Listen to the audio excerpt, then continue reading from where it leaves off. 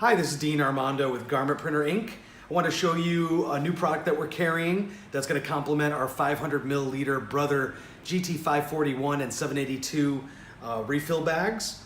So we sell these bags already, and if you already have 500 milliliter cartridges, it's great. You can just open them up and pop them in and be ready to go. But for those of you that don't have 500 milliliter cartridges, instead of having to go to Brother and buying a whole set, now you can just buy an empty cartridge or two so that you can start using the 500 milliliter bags.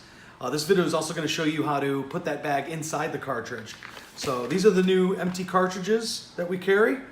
They're $49 each at garmentprinterinc.com. In order to put the bag in, there are these little notches on the side.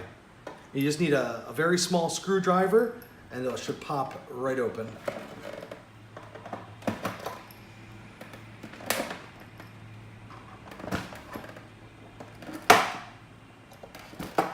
Don't worry if you break the little prongs. I don't know if you can see that. That's okay, they're not really needed. Actually, you don't even need the top, but we're gonna keep the top and put it aside. This is one of the 500 milliliter bags that we have.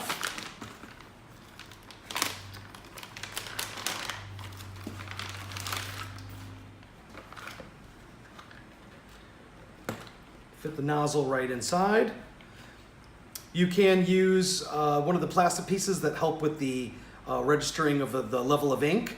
You can glue one of those onto the bag if you want. Some people choose to, as the ink gets used, to roll the ink bag up, put a paper clip on it to push that ink forward.